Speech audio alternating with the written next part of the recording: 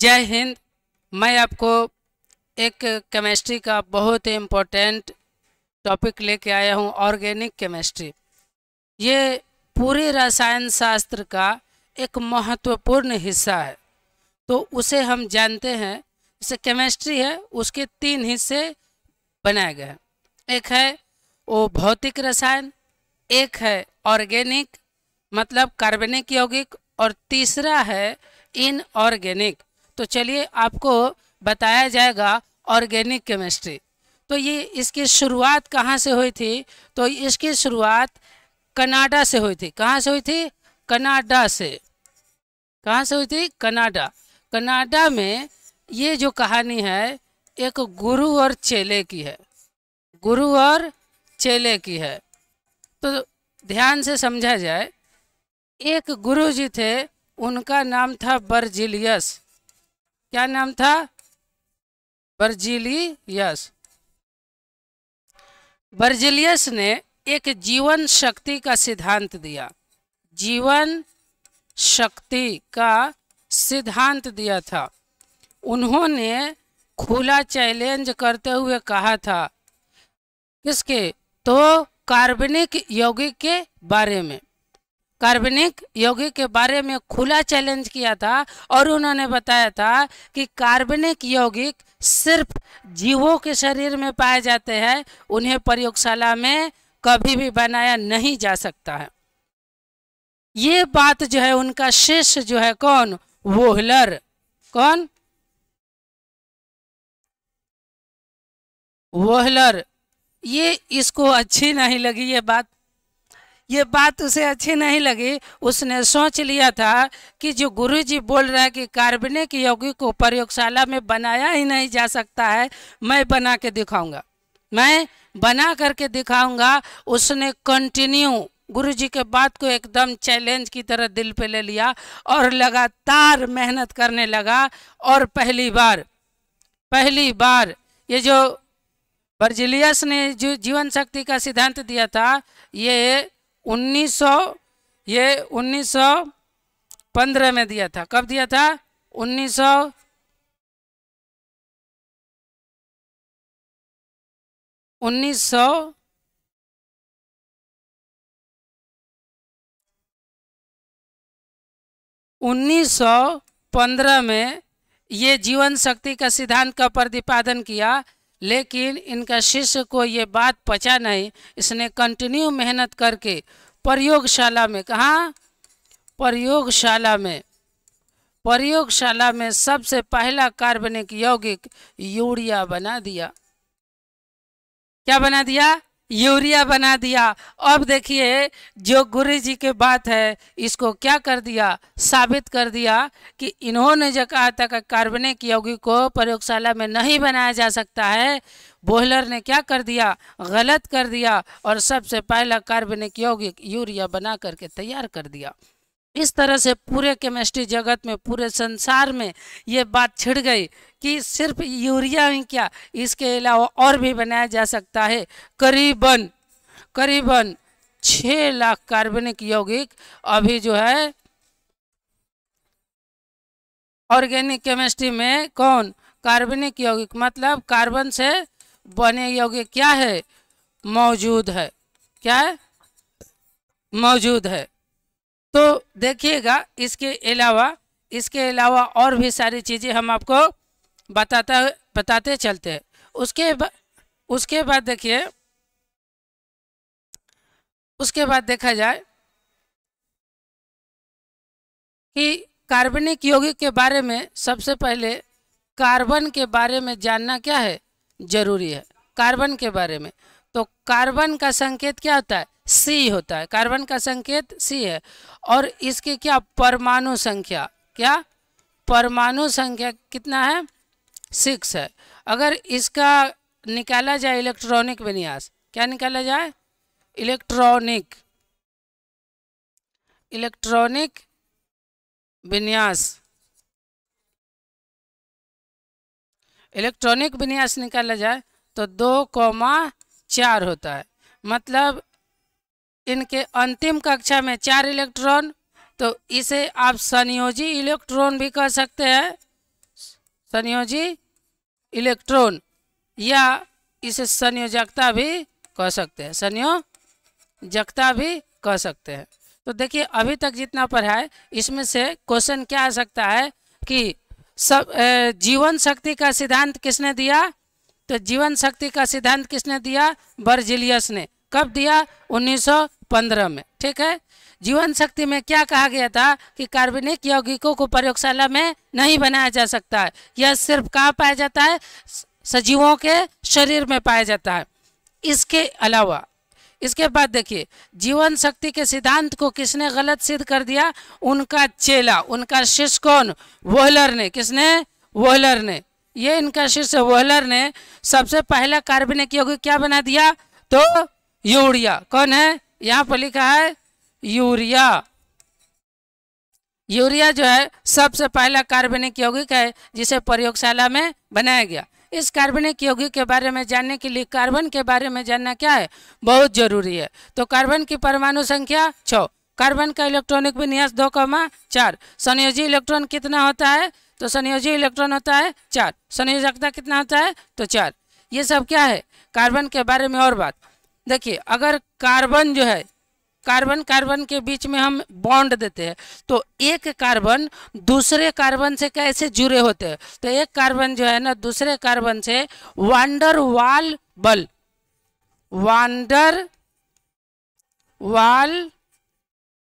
बल के द्वारा क्या रहते हैं? सभी के सभी कार्बन एक दूसरे से बंधे हुए होते हैं। तो चलिए अब इसके बाद हम आपको बताते हैं,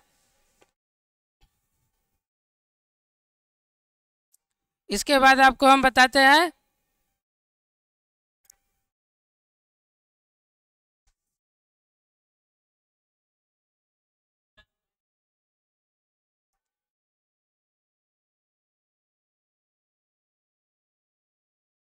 ये। अब चलते हैं बताने कि ये जो है हाइड्रोकार्बन, क्या? हाइड्रोकार्बन।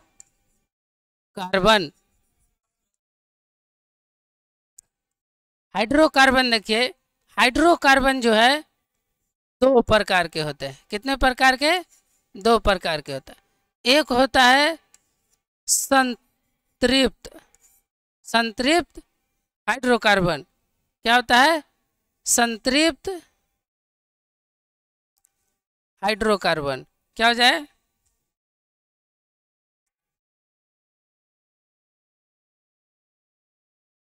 संतृप्त हाइड्रोकार्बन। क्या है? संतृप्त हाइड्रोकार्बन। दूसरा होता है असंतृप्त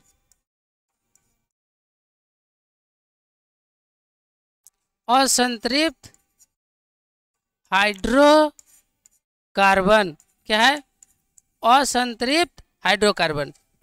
अब इसके बाद देखिए, असंतृप्त हाइड्रोकार्बन को 2 भागों में बांटा गया है। ठीक है। और इसको पहले देखिए, इसमें होता है एल्कीन। क्या होता है? एल्कीन। ठीक है। इसमें होता है, सॉरी एल्कीन नहीं होता है, सॉरी,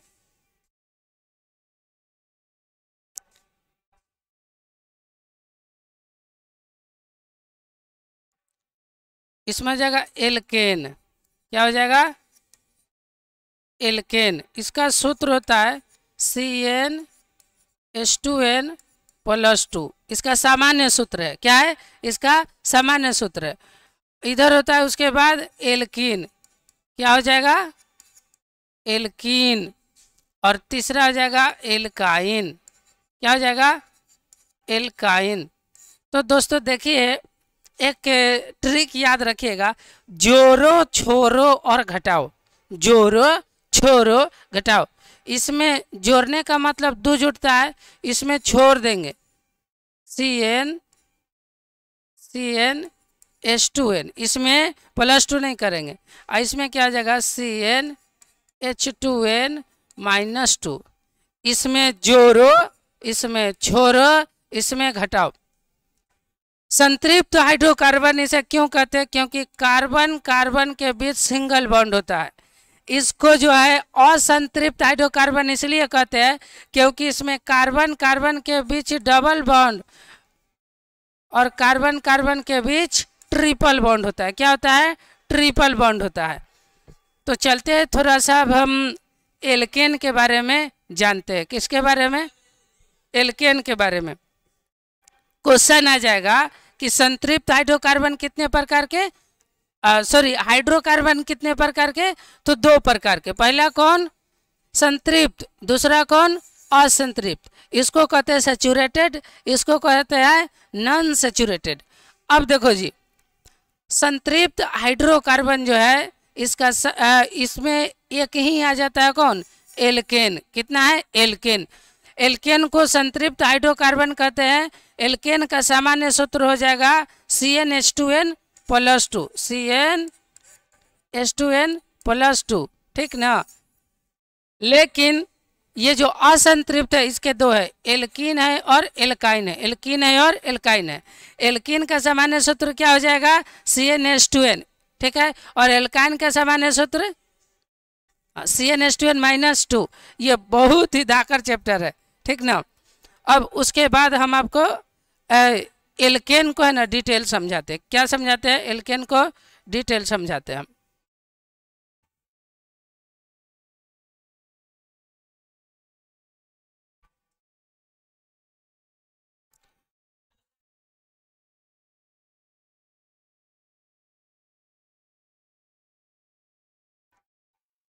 ये हो गया। अब उसके बाद देखिए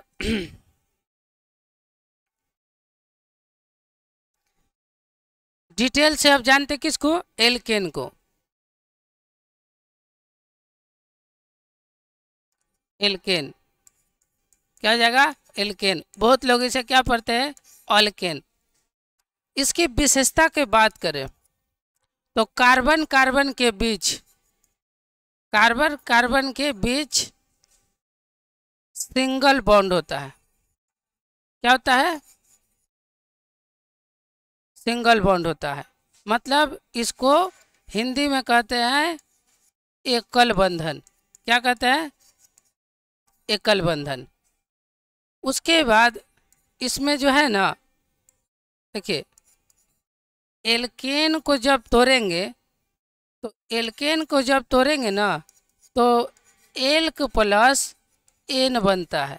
मतलब जब जो सीरीज होता है कार्बन का, इसे याद रखिएगा, मेथ कार्बन संख्या 1, एथ कार्बन संख्या 2, प्रोप कार्बन संख्या 3, मेथ है प्रोप। उसके बाद ब्यूट, पेंट, हेक्स, हेप्ट,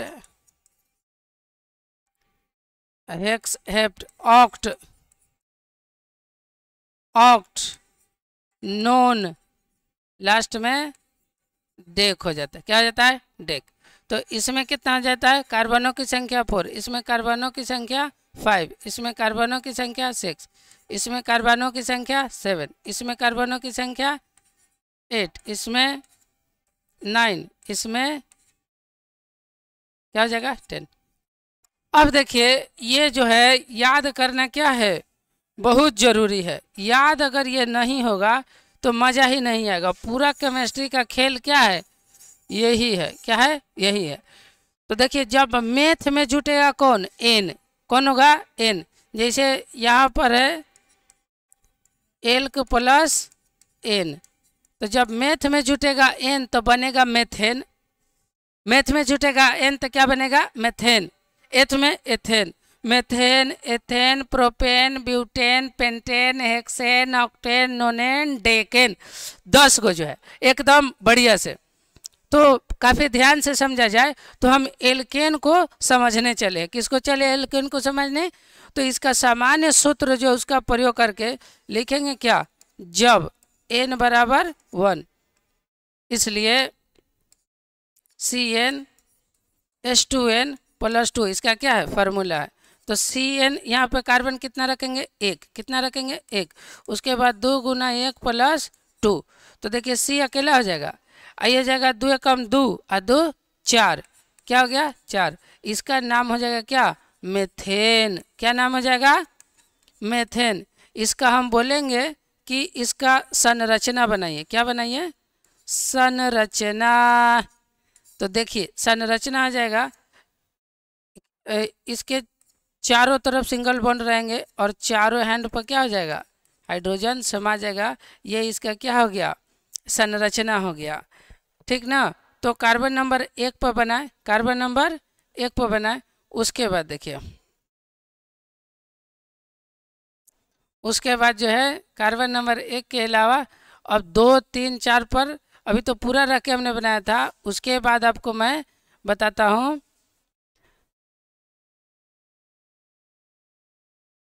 तो देखिए उसके बाद मैं आपको बता दूं, देखिए जब रखेंगे क्या, इसमें क्या रखेंगे, 2 रखिएगा ना, तो ये 2 गुना से 2 अधिक होता है। क्या होता है, 2 गुना से 2 अधिक होता है।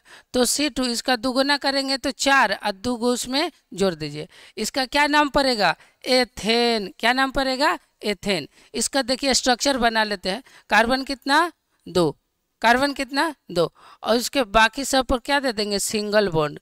सिंगल बॉन्ड है इसलिए तो इसको संतृप्त हाइड्रोकार्बन कहते हैं। क्या कहते हैं, संतृप्त हाइड्रोकार्बन कहते हैं। तो ये क्या रहा, इसका संरचना रह गया। ये क्या था, दूसरा था। 3 में देखिए, अगर आप कार्बन का कितना लेते हैं, कार्बन का अगर आप लेते हैं कितना, 3, तो डबल से कितना, 2 अधिक, डबल से 2 अधिक, तो कितना हो जाएगा, 3 दूना 6 2 8, कितना हो गया, C3H8। क्या बन गया, ये इसका नाम पड़ेगा प्रोपेन। क्या नाम पड़ेगा, प्रोपेन। तो देखिए ये हो गया,